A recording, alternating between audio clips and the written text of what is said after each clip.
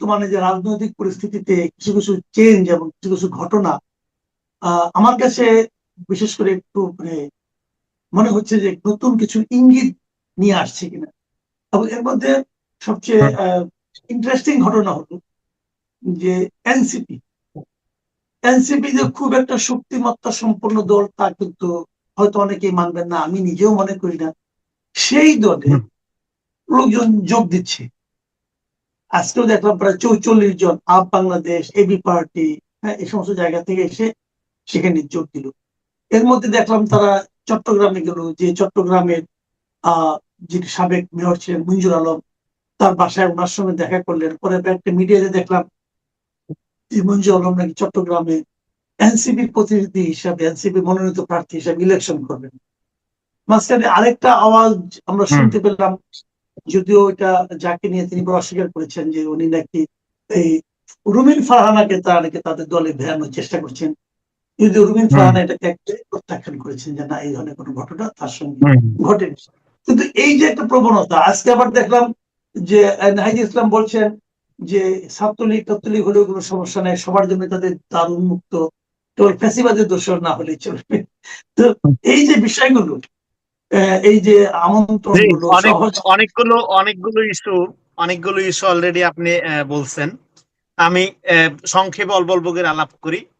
এই জি যে জি এনসিপির নতুন করে যারা আসতেছে, এরা তো আগে এনসিপির সাথে ছিল, তারপরে তারা বের হয়ে গিয়ে আপ বাংলাদেশ করলো।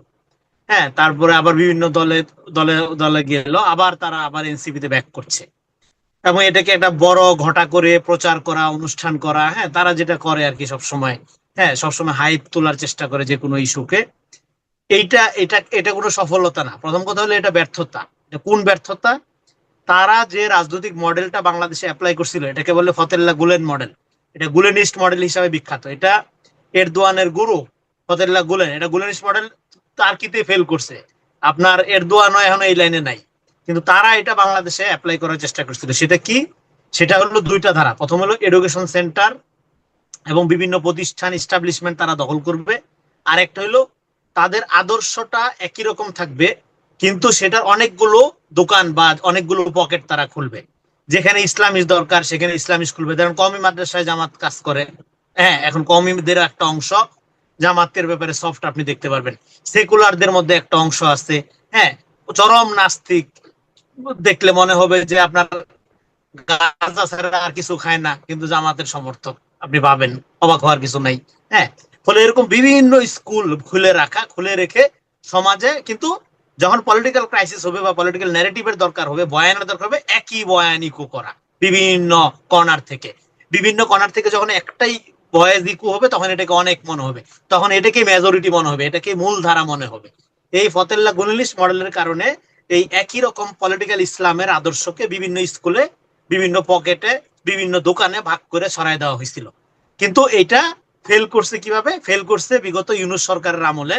স্টেটের ভিতরে স্টেট এবং তাদের ভিতরে যে ক্ষমতার কামড়াকামড়ি, হ্যাঁ, সেটার কারণে এই ঐক্যটা টিকে নাই। যেমন এনসিপি থেকে আপ বাংলাদেশের এরা বের হয়ে গেছিল কেন? এর মূল দ্বন্দ্বটা ছিল, যেটা এনসিপির নেতারাই আমাকে বলছে, যে সচিবালয়ে পদ দখল করার ক্ষেত্রে, পদ ভাগাভাগির ক্ষেত্রে তারা একচেটিয়া নিজেদের লোক, মানে জামাত শিবিরের লোক একচেটিয়া নিয়ে যাচ্ছিল। সেটা এনসিপি কিছুটা ঠেকাইয়া নিজেদের, হ্যাঁ, কিছু অন্য ধারার লোকজনকেও তারা মানে রাষ্ট্রীয় পদে আনতে চেয়েছে। ওই জায়গায় কনফ্লিক্টের কারণে এরা বের হয়ে গেছে। হ্যাঁ, এটা একটা মানে ওয়ান অফ দা মেজর ছিল। আর অন্যান্য কারণ থাকতে পারে, সেটা, হ্যাঁ, সেটা তারা ভালো বলতে পারে। কারণ যাই থাকুক, গত সরকারের আমলে তাদের এই নেক্সাসটা ফেল করছে। ফেল করার কারণে দেখবেন যে নাহিদ ইসলাম বলছিল যাদের ইতিহাসের দায় আছে তাদের সাথে কোনো জোট হবে না, বইলা তারা জামাতের সাথে জোটে চলে গেছে। জোটে যাওয়ার মধ্য দিয়ে এনসিপির প্রতি মানুষের যে ট্রাস্ট ছিল, মানুষের যে একটা হোপ ছিল, গণ অভ্যুত্থানের মধ্যে দিয়ে আসছে, হ্যাঁ, তরুণরা, হ্যাঁ, নতুন বন্দোবস্ত, কত কথা শুনছি না আমরা, এগুলো সবগুলো বাকোয়াজিতে পরিণত হয়েছে। এগুলো সবগুলোর ব্যাপারে মানুষ যে পরিমাণ আশাবাদী ছিল তার 3 ডাবল হতাশ হয়েছে। এখন সেই হতাশাকে তারা তো নির্বাচনে 6টা আসন পাইয়া পূরণ করতে পারেনি। এখন যে নতুন করে তারা ঘটা করে এই যে ফেরত আনতেছে তারা, সেটাকে আমি বলতে এই মনে করতেছি এই ফতেল্লা গুলেন মডেলের পরাজয়। এটা সম্ভব না, এটা প্রিম্যাচিওর ডেলিভারি দিয়ে ফেলছিল তারা। হ্যাঁ, তারা আগেই আপনার এটা বোঝা গেছিল, মানে এনসিপিও যাহা জামাতও তাহা, হ্যাঁ, আপ বাংলাদেশও তাহা, হ্যাঁ, ফরহাদ মোজারও তাহা, শহীদুল আলমও তাহা, বদিউল আলম মজুমদারও একই টোন। হ্যাঁ, ফলে এই যে আপনার এই যে তারা যে হ্যাঁ আপনার বিভিন্ন রঙে হ্যাঁ নন পলিটিক্যাল এনজিও লর্ডসটা মিলা যে একটা বিশাল সার্কেল বা ছক গইরা তুলছিল, এই পুরা ছকটা রিভিল হয়ে গেছে। কারণ আমরা 111-এর সময় এরকম সংস্কার সংস্কার জিকির দেখছি। ফলে এই পুরা জিনিসটার ফেলিং হিসাবে এখন দেখতেছে আলাদা দোকান খুলে তো লাভ নাই, দোকানে তো কাস্টমার নাই, দরকার কি দোকানের, দোকান বন্ধ, আয় বড়, সবাই একসাথে হয়ে যায়। ফলে এটাকে তারা যেভাবে সেলিব্রেট করতেছে, এই সেলিব্রেশনটা দেখা হ্যাঁ আপনার ওই ওরা যেভাবে হাইপ তুলে যে কোনো বিষয় নিয়ে ওরকম হ্যাঁ উতলা হওয়ার কিছু নাই। এবং যে লোকগুলো বিভিন্ন জায়গা থেকে আসতেছে সেই লোকগুলোর পলিটিক্যাল ট্র্যাক রেকর্ড খুবই জঘন্য। হ্যাঁ, 2-4 জন বাদে মোটা দাগে খুবই জঘন্য। মানে তারা বিভিন্ন সময় তাদের কাজকর্মের ক্ষেত্রে কোনো কনসিস্টেন্সি পাবে না, এটা একটা। আরেকটা হলো নাহিদ ইসলাম এখন যে কথাটা বলছে যে যারা আওয়ামী লীগ করে কিন্তু ফৌজদারি অপরাধ করে না তাদেরকে এনসিপিতে স্বাগতম। আপনি বলেন এই কথাটা যদি ছাত্র দলের রাকিব বলতো, এই কথাটা যদি বিএনপির কোন নেতা বলতো, আজকে কি হইতো? দেশে আজকে কিয়ামত হয়ে যেত, কিয়ামত 2.0 নামাই ফেলতো তারা। অথচ তারা বলতে, তার মানে তাদের সাথে থাকলে আপনি আর তখন ফেসিবাদের দূষণ না। এখানে আমার একটা প্রশ্ন, যে এই যে আপনি বললেন যদি এই নাহিদ ইসলামের কথাটা যদি ছাত্র কেউ বলতো তাহলে সেটা নিয়ে কিয়ামত হয়ে যেত। কিয়ামত তো হতো কেন? কারণ তাদের সে প্রচারটা মাধ্যমটা আছে, তারা সেভাবে এটাকে মানুষের মধ্যে খাওয়াইতে পারত। তো যে যে সোশ্যাল কাজটা, যে মিডিয়া খাওয়ানোর কাজটা এনসিপি করতে পারে অথবা শিবির করতে পারে, সেই কাজটা ছাত্রদল কেন পায় না এত বড় দল হওয়া সত্ত্বেও, অথবা বিএনপি কেন ছাত্রদল পায় বা না? বিএনপি পারে না, বিএনপি পারবে না, জীবনেও পারবে না। কারণ ছাত্রদল বিএনপিতে দেখবেন যে ধরেন একই বিষয়ে 4 রকম মত আছে, 4 রকম ওপিনিয়ন দেয়। হ্যাঁ, এটা বিএনপির রাজনীতির ক্ষেত্রে এটা দেখবেন যে অনেক রকম ডিফারেন্ট ওপিনিয়ন। আর এগুলো হলো একটা মতাদর্শপন্থী এক কথা, সবাই একই বয়ান। দেখবেন জুলাই সনদ দিয়া বিএনপি যেগুলো যে 16টা রহিতকরণ করছে এগুলো যে পরে বিল আকারে আনবে এ কথা কিন্তু কেউ বলতেছে না। এনসিপি, জামাত, বুদ্ধিজীবী সব একই টোনে যায় বিএনপি স্বৈরাচার হয়ে গেছে, বিএনপি গুম আইন বাদ দিয়ে দিছে, বিএনপি মানবাধিকারের বিরুদ্ধে চলে গেছে। এগুলো যে আরো যাচাই বাছাই করে আরো সুন্দরভাবে আনা হবে এই কথাটা যে বলা হচ্ছে নো, এই কথা একই কথা বলতেছে তারা। ফলে আরেকটা হলো ছাত্রদল, এটা তো এই ধরনের কোনো ক্যাডার ভিত্তিক অর্গানাইজেশন না। এখানে মানুষ রাজনীতি করে, ব্যক্তি ইমেজ ধরে রাজনীতি করে, অনেকে নিজেকে হ্যাঁ আপনার বড় করার চেষ্টা করে, কিন্তু এখানে সংগঠনই হলো, এটা হলো সংঘতন্ত্র। আর বিএনপির মধ্যে এটা হলো ব্যক্তিতন্ত্র। হ্যাঁ, এই জন্য দেখবেন যারা একটা বড় ভাই পাইলে ভাইয়ের পিছনে ছুটে, হ্যাঁ একটা শেল্টার খুঁজে, তো এইভাবে হয়। এখানে কোরাম তৈরি হয়ে যায় খুব সহজেই। আর এখানে ওরকম, এখানেও কোরাম আছে কিন্তু এই কোরামটা ডমিনেন্ট না, সংঘতন্ত্রটা ডমিনেন্ট। দুইটা রাজনীতির ধারা আলাদা, এই কারণে হয়। ফলে নাহিদ ইসলাম আজকে যে কথাটা বলতেছে, আমরা যখন বললাম যে আওয়ামী লীগ যারা সমর্থন করে, সমর্থন করা মানে অপরাধী না, সে হয়তো একটা ভুল চিন্তা করে বা এই চিন্তাটা হয়তো আমরা অপছন্দ করতে পারি, কিন্তু তাকে ভিকটিম বানানো যাবে না, তাকে তার মানবাধিকার লঙ্ঘন করা যাবে না, তাকে হেনস্থা করা যাবে না, তাকে মিথ্যা মামলা দেওয়া যাবে না।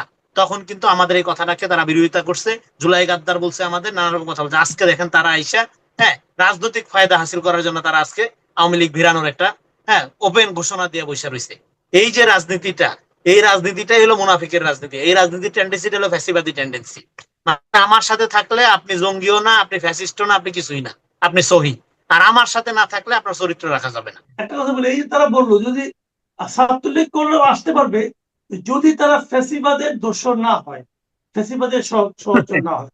তা আমার প্রশ্নটা হলো, কে ফ্যাসিবাদের দোষর, এটা মাপবে কে? রাইট। হ্যাঁ, আরেকটা হলো যে আওয়ামী, ধরেন 15 বছরের কথা বাদ দেন, জুলাই গণ অভ্যুত্থানে এই সিদ্ধান্তটা, ছাত্রদের উপর হামলা করার সিদ্ধান্তটা, এটা তো আওয়ামী লীগের একটা সাংগঠনিক সিদ্ধান্ত ছিল, সবাই সেটা মানে নাই, কিন্তু সাংগঠনিক সিদ্ধান্ত ছিল। ফলে আপনি কাকে ফ্যাসিবাদের দোষর আর কাকে ফ্যাসিবাদের দোষর না এটা আপনি আলাদা করবেন কেমনে? আপনি একদম রাইট প্রশ্ন করেছেন। ফলে সাংগঠনিক ভাবে যতক্ষণ না পর্যন্ত আপনি এটা একটা টোটাল রিকনসিলিয়েশন, আমরা যেটা বললাম যে পুরা জবাবদিহিতার আওতায় যখন না আনবেন সবাইকে, যে কে কোন লেভেলের অপরাধী, কে কোন লেভেলের সমর্থক, এটা যখন আপনি টোটালটা একটা এই রিকনসিলিয়েশনের প্রক্রিয়া না আনবেন, ততক্ষণ পর্যন্ত আপনি তো এটা নির্ধারণ করতে পারবেন না কে ফ্যাসিবাদের কোন লেভেলের দোষর আর কে সাধু। কারণ এটা তো সাংগঠনিক নির্দেশনা ছিল আওয়ামী লীগের, সবার প্রতি, অঙ্গ সংগঠনের প্রতি, যে এদের মোকাবেলা করো, সাংগঠনিক ভাবে এটা নির্দেশ দিচ্ছিল শেখ হাসিনা। ফলে এখন আপনি যদি আপনার প্রয়োজনে হ্যাঁ যদি আপনার সাথে আছে তাইলে আর সে দূষণ না, হ্যাঁ না হলে সে দূষর। এই যে রাজনীতিটা, এটা খুবই ভয়ঙ্কর রাজনীতি। এই রাজনীতি আমরা অতীতে দেখছি। এই রাজনীতি ধরেন যদি হ্যাঁ বিএনপি বা জামাত করতো, যদি আওয়ামী লীগের সমর্থন করতো বা আওয়ামী লীগের আওয়ামী লীগকে চাঁদা দিতই করতো বা আওয়ামী লীগের সাথে তাল মিলিয়ে চলতো, তাইলে আর সে রাজাকার থাকতো না বা তখন সে আর বিরোধী থাকতো না। তো ফলে এই যে টোটালিটেরিয়ান অ্যাপ্রোচ, এইটা আরেকটা বিখ্যাত আপনার বক্তব্য আছে। এটা হলো আপনার বিখ্যাত দার্শনিক হান্না আরেন্ট বলছিল, এটার বাংলাটা হইলো ভালো ফ্যাসিস্ট এবং খারাপ ফ্যাসিস্ট। এটার মধ্য থেকে তুমি যখন একটা ভালো ফ্যাসিস্ট বাইসা নাও, তখনও তুমি একটা আসলে ফ্যাসিস্টই বাইসা নিলা। মানে আপনি যদি আওয়ামী লীগের বিরোধী হন, আওয়ামী লীগের চিন্তার বিরোধী হন, তাহলে চিন্তারে বিরোধিতা করতে হবে আপনার। আপনার এটা সুযোগ নাই যে অমুক ভালো আওয়ামী লীগ তমুক খারাপ আওয়ামী লীগ, এটা একটা ভণ্ডামি। ফলে ক্লাসিক্যালি ফ্যাসিবাদ তো শুধুমাত্র একটা অর্গানাইজেশন না, এটা তো একটা চিন্তাও থাকে, এটা তো একটা মতাদর্শও থাকে। তো ফলে তাদের এই আওয়ামী বিরোধিতা যে একটা ভণ্ডামি, এটা আজকে তাদের এই পজিশনের মধ্যে দিয়ে পরিষ্কার হইলো। আরেকটা হইলো বিএনপি সরকারের যে একটা পপুলিস্ট দাবি নিচ্ছে যে নির্বাহী আদেশে আওয়ামী লীগকে নিষিদ্ধ করছে। নো, এটা বিরোধিতা তারা আগে করছিল, অপোজিশন রাইট ছিল। নির্বাহী আদেশে কেন আপনি একটা রাজনৈতিক দলকে নিষিদ্ধ করবেন, যেটা আওয়ামী লীগ করছে জামাতের ক্ষেত্রে? অবশ্যই আওয়ামী লীগের ব্যাপারে একটা টোটাল রিকনসিলিয়েশন লাগবে, কারণ আওয়ামী লীগের লোকজনের সামাজিক মর্যাদা, মানবিক মর্যাদা তো আপনার রক্ষা করতে হবে। একই অন্যায়, একই আচরণ যদি আপনি করেন যেটা আওয়ামী লীগ জামাতে করছে, বিএনপির প্রতি করছে, তাহলে আপনার সাথে এদের তফাৎ কোথায়? এদের কোনো তফাৎ নাই। এরা নতুন বন্দোবস্তের কথা বললে এই আওয়ামী মডেলের রাজনীতি করতেছে, এটা বারবার দেখা যাচ্ছে, প্রত্যেকটা ক্ষেত্রে দেখা যাচ্ছে। জি জি। আচ্ছা, এখন আরেকটা প্রশ্ন এদের মুখে আসছে যে সরকারের 2 মাস হলো, এই 2 মাসের মধ্যে আমরা দেখছি যে সরকার তার সাফল্য প্রচারের জন্য গতকালকে থেকে মোটামুটি প্রেস কনফারেন্স করলো, এবং বিভিন্ন পত্রপত্রিকা, বিভিন্ন মিডিয়াতে, টেলিভিশন মিডিয়াতে দেখলাম যে প্রেস সেক্রেটারি একটা চিঠি দিল যে এটা স্ক্রলে আপনারা দিবেন। এই যে বিষয়গুলো, এগুলো এভাবে প্রচারকে আসলে সরকারের সাফল্যকে প্রতিষ্ঠিত করে? না, করে না। এগুলো টোটাল ননসেন্স। হ্যাঁ, এগুলো কোনো দরকার নাই, এবং এগুলো মানুষকে বিরক্ত করা। এই ধরনের প্র্যাকটিস যখন সরকারের 60 দিনের সফলতা কি, এটা কে বলবে? এটা জনগণ বলবে। 60 দিনে সরকার কি উপকার পাইছে? জিনিসপত্রের দাম কমছে কিনা, তেলের ভোগান্তি কমছে কিনা, ঘুষ ছাড়া চাকরি হয় কিনা, হ্যাঁ জননিরাপত্তা আছে কিনা, পুলিশের সেবা পাচ্ছে কিনা, এটা জনগণ বলবে। আপনার তো ডুলপিরান, আপনি হ্যাঁ পরিকল্পনা নিচ্ছেন, স্ট্যাবিলিটি আনার চেষ্টা করছেন, আপনি এগুলি বলতে পারেন। আরেকটা হলো বিএনপি 60, এটা এই মানে আপনার এই যে প্রাইম মিনিস্টারের যে প্রেস টিম, তারা বলতেছে যে এটা অবিস্মরণীয় অর্জন। 60 দিনে অবিস্মরণীয় অর্জন, এটা জনগণ বলবে। হ্যাঁ, নিশ্চয়ই অনেক ভালো পদক্ষেপ আছে, অনেক ভালো উদ্যোগ আছে, সেটা দেখা যাচ্ছে। সেটার ফল জনগণ হাতে নাতে পাওয়ার আগ পর্যন্ত এইভাবে বলাটা, এটা অশোভন, এটা গণতান্ত্রিক রাজনীতি না। বরং জবাবদিহিতার স্কোপ গুলো খোলা রাখতে হবে। এটা আমি মনে করি যে এটা খুবই অদরকারি কাজ হয়েছে, অবিবেচকের মতো কাজ হয়েছে, এটা বলা উচিত না। 1 নাম্বার। আর 2 নাম্বার হলো বিএনপির মূল সমস্যা কি, মূল থ্রেটটা হইলো এই যে পলিটিক্যাল সোসাইটি এবং পপুলিজম। মানে হইলো এই যে তথাকথিত সুশীল সমাজ এবং জনপ্রিয়তাবাদ, এই যে হাইপ তুলে ফেলা, কথায় কথায় প্রোপাগান্ডা ছড়ায় ফেলা, লক্ষ লক্ষ ফটো কার্ড বানানো, আমাদের প্রত্যেকটা বক্তব্যকে আপনার ভিলিফাই করা, আমাদের সমাজে হ্যাঁ ভিলেন হিসাবে হাজির করা, হ্যাঁ কথায় কথায় ট্যাগ দেওয়া, এই যে কালচার। এবং সিভিল সোসাইটির এখন যারা জামাতের পাশে গিয়ে দাঁড়াচ্ছে, এরা যে জামাত হয়ে গেছে এ কথা বলা যাবে না, এরা কেউ জামাত হয় নাই। সিভিল সোসাইটি বা পলিটিক্যাল সোসাইটি সবসময় ক্ষমতার পার্ট আকারে ফাংশন করতে চায়। এখানে আওয়ামী লীগের আমলেও ছিল, তত্ত্বাবধায়কের আমল তো পুরাটাই ছিল।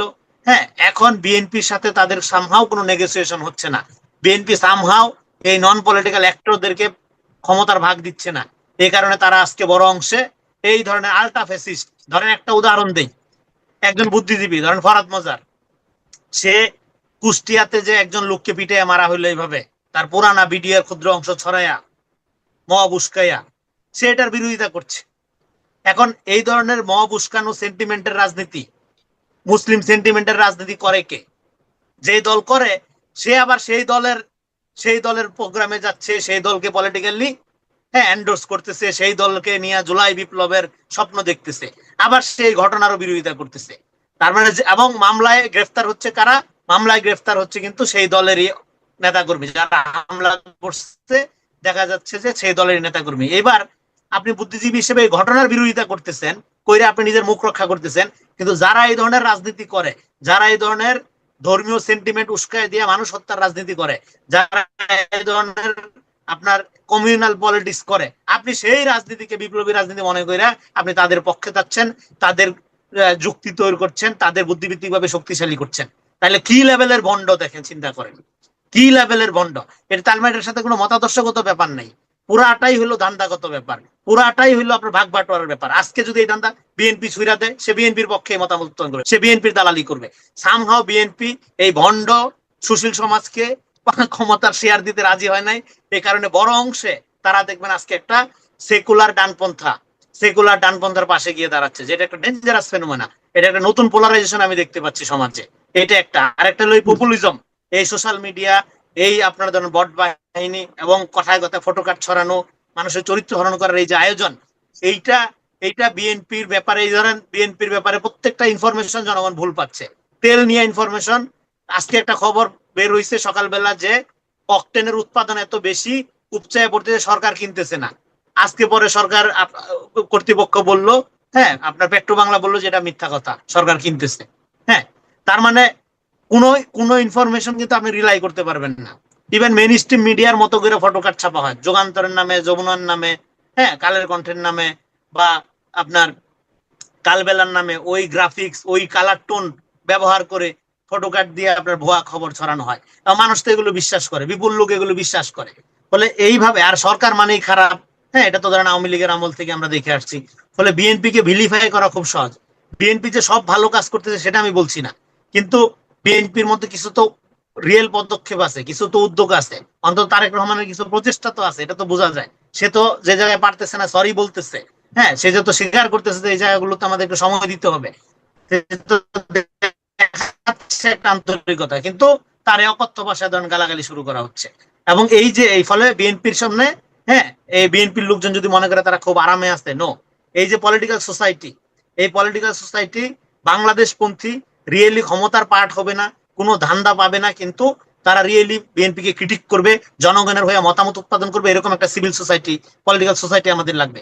এটা কিভাবে করবে, এটা বিএনপি কে চিন্তা করতে হবে। আর হইলো এই প্রোপাগান্ডার না, বাইরে এই সরকারের এই যে সমালোচনা পরিবেশ তৈরি আপনি করতে যেটা হবে। বলতেছেন, এই যে একটা পলিটিক্যাল সোসাইটি, একটা সিভিল সোসাইটি, তারা বিএনপির ভুলগুলিকে ধরিয়ে দেবে, এবং এটা কি তাহলে বিএনপি এই গ্রুপটাকে তৈরি করবে, না গ্রুপটা আপনা আপনি তৈরি হবে, বিএনপিটাকে নার্সিং করবে, কোনটা? এটা আপনা আপনি তৈরি হবে, এটা বিএনপি পন্থী হইলে হবে না, এটা হইতে হবে বাংলাদেশ পন্থী। হ্যাঁ, আওয়ামী লীগ যেরকম বানাইছে ওরকম হইলে হবে না। কিন্তু তারা ক্ষমতার ভাগ পাইলে তারপরে কথা বলবে, না পাইলে বলবে না, বা যেই দল তাকে হালুয়া রুটি দিবে সেদিকে বলবে, ওরকম না। রিয়েল সিভিল সোসাইটি হবে।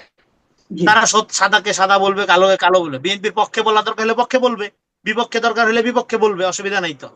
কিন্তু রিয়েলি ইন্ডিপেন্ডেন্ট একটা সোসাইটি আমাদের লাগবে। কিন্তু আমাদের এনজিও সোসাইটি অলওয়েজ ক্ষমতার সাথে, ফান্ডের সাথে। এই যে আপনার আমেরিকার সাথে যে চুক্তিগুলো করে গেছে, এই সরকার কিভাবে ফাংশন করবে? এই চুক্তিগুলো কারা করছে, কোন শক্তি করছে? তারা তারা এগুলি তো আমাদের সিভিল, এগুলি তো জাতির বিবেক। এই চুক্তিগুলি নিয়ে কি সংসদে আলোচনা হওয়া উচিত ছিল না? হচ্ছে না? অবশ্যই আলোচনা হওয়া উচিত ছিল, সংসদে প্রশ্ন রেজ করা উচিত ছিল, কিন্তু সংসদে প্রশ্ন ওইভাবে রেজ হচ্ছে না। কিন্তু হ্যাঁ, টকশোতে আমরা কথা বলছি, টকশোতে বিএনপির সংসদ সদস্য যারা যায় তারাও কথা বলে, কিন্তু সংসদে আলোচনা হওয়া উচিত।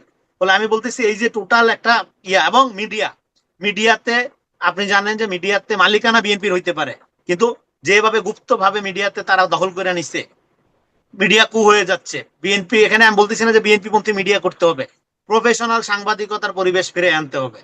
হ্যাঁ, সেই পরিবেশ ফেরানো এবং রিয়েলি একটা বাংলাদেশপন্থী সিভিল সোসাইটি করা, এবং এই প্রোপাগান্ডাকে দ্রুত আপনার এটা নিউট্রালাইজ করা। এটা না করতে পারলে জনগণের ট্রাস্ট ফিরবে না।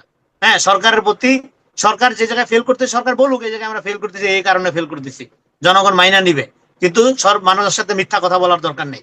কারণ মিথ্যা কথা সরকার না বললেও সরকারের নামে 10,000 ফটোকার্ড সেরা বলা হচ্ছে, পরে সরকার আবার এগুলো ডিবাং করার মতো অবস্থাও তার নাই, তার পেজ সুইং কাজ করে না, তার মন্ত্রণালয়ের মন্ত্রী এক একজন এক এক কথা বলে, কেউ অতি কথা বলে, কেউ বাড়তি কথা বলে, আবার যেটা বলে নাই সেই কথা আপনার ফটোকার্ড হিসাবে সামনে আসে। হ্যাঁ, ফলে টোটাল মিলাই একটা কেওয়াটিক অবস্থা। আপনি জানেন না, মানুষ বুঝতে পারছে না আসলে গভর্নমেন্ট কি করতেছে, এটা বুঝতে দেওয়া হচ্ছে না। এইভাবে গভর্নমেন্টের সাথে মানুষের সম্পর্ক যদি আপনার আড়াল করা যায়, খুব দ্রুতই সরকারকে অজনপ্রিয় করা সম্ভব।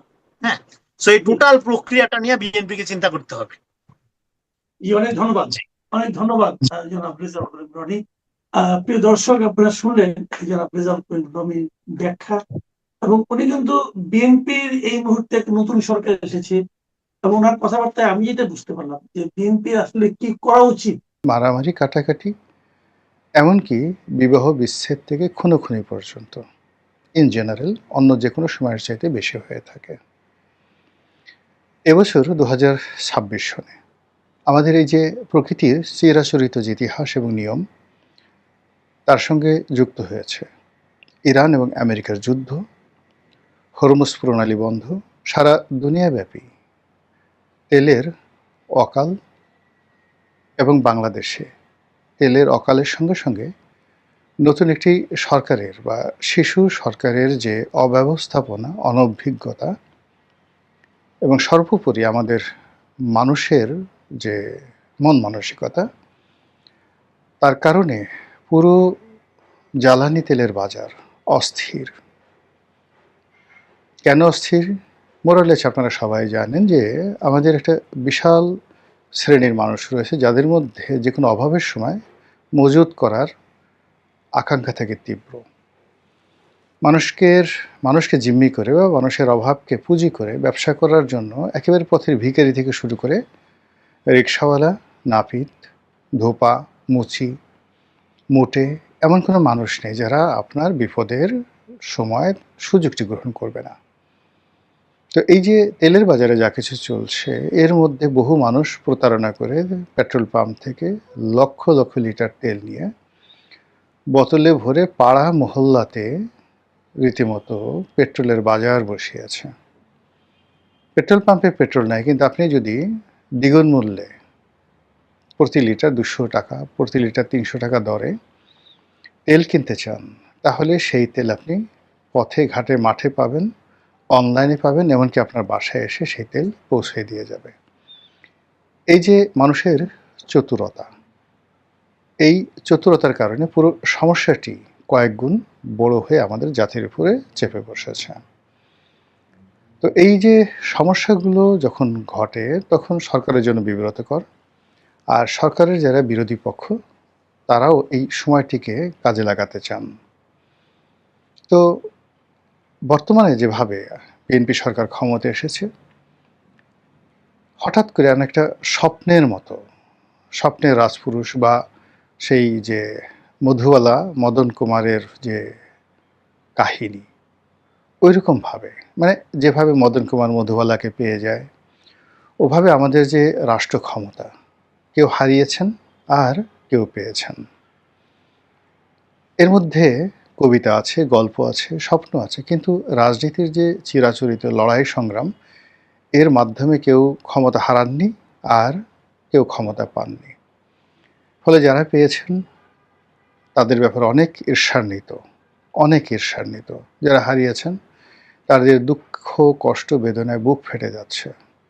ফলে ক্ষমতার যে চেয়ার, এটি নিয়ে আবার টানা হেঁচড়া শুরু হয়েছে। আর সেক্ষেত্রে প্রকৃতির বিরূপ অবস্থা, বিশ্ব রাজনীতির বিরূপ পরিস্থিতি, এবং সর্বোপরি আমাদের দেশের যে চলমান অর্থনৈতিক সংকট, তেল সংকট, আরও যে সকল সংকট রয়েছে, সব মিলিয়ে একেবারে একটা ত্রাহি ত্রাহি অবস্থা শুরু হয়ে গেছে। এবং এই সুযোগকে কাজে লাগানোর জন্য উত্তপ্ত যে খরতাপ, উত্তপ্ত বৈশাখ, সব কিছুকে একত্র করে রাজপথকে গরম করার, উত্তপ্ত করার জন্য বিরোধী পক্ষ প্রাণান্ত চেষ্টা চালাচ্ছে। আপনারা জানেন যে একদিকে সরকারি দল বলতে বিএনপি, এবং বাকি যে দলগুলো আছে সে দলগুলো আসলে বিএনপির মধ্যে বিলীন হয়ে গেছে। ছোট ছোট কয়েকটা দল আছে, এই দলগুলোর নাম আগামীতে কেউ মনে রাখবে কিনা এটি নিয়ে যথেষ্ট সন্দেহ আছে। আগামীতে এই দলের নামগুলো মানুষ মনে রাখবে কিনা। তো ফলে কি হলো যে সমস্যা, আমাদের দেশের যে সমস্যা, সেই সমস্যা বিএনপি ভার্সেস বিরোধী দল। তো বিএনপি ভার্সেস বিরোধী দলের এই যে সমস্যা, সেই সমস্যা বিরোধী দলের যে 11টি ছোট ছোট দল আছে, এরা কিন্তু দীর্ঘ সময় ধরে বিএনপির সঙ্গে ছিল। আপনি যদি প্রথমে ধরেন জামাত, তারপরে এই যে নতুন দল তাদের যে এনসিপি কিন্তু বিএনপির সঙ্গে জোট বাঁধার জন্য অ্যাগ্রি ছিল। এরপরে মুস্তাফিজুর রহমান ইরান, জাকপার যে রাশেদ প্রধান এখন খুবই আলোচিত, তারা সবাই আসলে বিএনপির সঙ্গে ছিলেন এবং বিএনপির সবচেয়ে দুঃসময়ে তারা এই দলটির সাথে সম্পর্ক রক্ষা করেছেন এবং একই সঙ্গে জনাব তারেক রহমান, যিনি এখন প্রধানমন্ত্রী, তার সঙ্গে এদের অনেকের নিদারুণ সম্পর্ক ছিল। কিন্তু জুলাই আগস্ট বিপ্লবের পর আমাদের রাজনীতিতে অনেক বিবর্তন হয়। বহু মানুষের যাকে বলা হয় যে আসল চরিত্র সেটি প্রকাশিত হয়ে যায়। অনেক বন্ধুত্ব নষ্ট হয়ে যায়, অনেক সম্পর্ক আবার নতুন করে গড়ে ওঠে। ক্ষমতা কেন্দ্রিক অনেক চাটুকার, দালাল তারা নতুন করে ক্ষমতাধরদের আশেপাশে ভিড় জমাতে থাকে। ফলে ডক্টর মোহাম্মদ ইউনূস যে সময়টাতে ক্ষমতা ছিলেন, তখন আমাদের দেশের অনেক রাজনীতিবিদ, অনেক মানুষ, তাদের একটা মানসিক এবং মানবিক বিবর্তন ঘটেছে। সিমিলারলি আবার তারেক রহমান সাহেব যখন ক্ষমতায় এসেছেন, তার ক্ষেত্রে একই কথা প্রযোজ্য। তার দীর্ঘদিনের যারা সঙ্গী সাথী ছিলেন, অনেকেই তার ব্যাপারে হতাশ। তার দলের ভিতরে, দলের বাইরে, সাধারণ জনগণ, একটা ওয়াইড রেঞ্জে গত 17 বছর ধরে তিনি যাদের সঙ্গে সম্পর্ক রক্ষা করেছিলেন, তাদের 99% লোক এখন মনে প্রাণে তাকে পছন্দ করছেন না। আর ক্ষমতা কেন্দ্রিক তার যে সকল মিত্র জুটেছে, এর একটা বিরাট অংশ আমলা। তারা তাকে এমন একটা বলয় তৈরি করে রেখেছে তার জন্য, সেই বলয়ের ভিতরে তিনি আছেন এবং তার পক্ষে আসলে আন্দাজ করা সম্ভব নয় যে বাংলাদেশ কিভাবে চলছে। ফলে এই অবস্থায় অনেক মানুষের মধ্যে জনাব তারেক রহমান সাহেব সম্পর্কে অধৈর্যতা দেখা যাচ্ছে। অনেকে অস্থিরতা অনুভব করছেন, অনেকে ক্রোধে উন্মত্ত হয়ে যাচ্ছেন এবং অনেকে রাগে, ক্রোধে, ক্ষোভে বেফাঁস মন্তব্য করে বসছেন।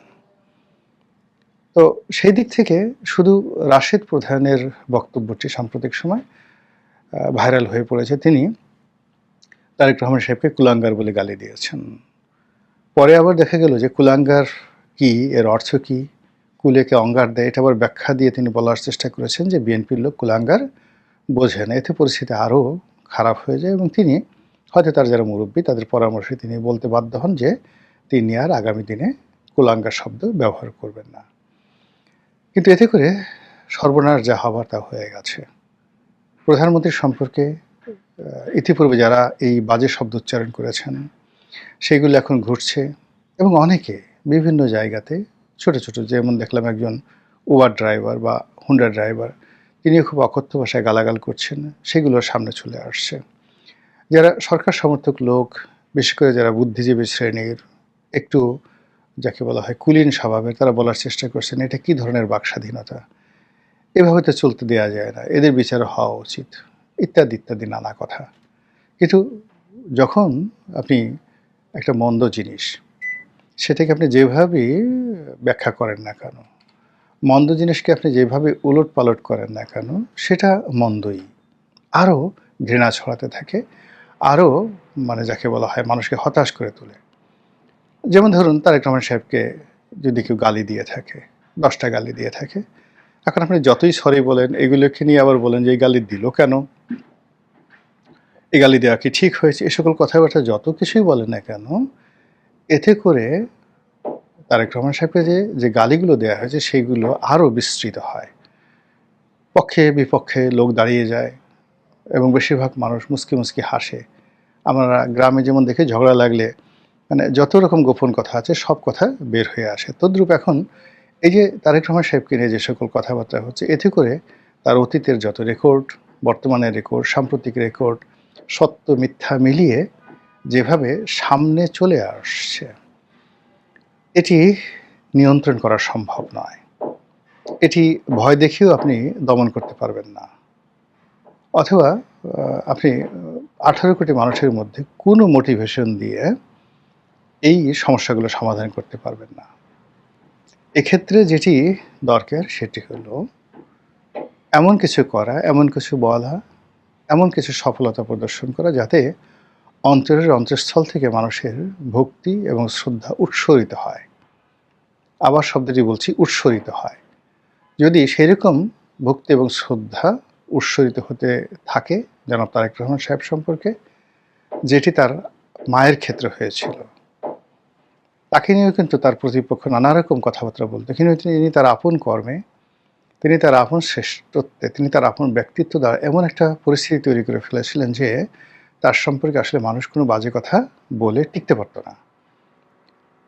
একইভাবে তার পিতার সম্পর্কেও কিন্তু মানুষ কোনো বাজে কথা বলে একটা মিনিটও এই সমাজে টিকতে পারবে না। তো সেই ক্ষেত্রে জনাব তারেক রহমান সাহেবকে যদি এই মানুষের মুখ বন্ধ করতে হয়, তাহলে তাকে উদ্বোধন করতে হবে, কারো পরামর্শে নয় কিংবা কারো উস্কানিতে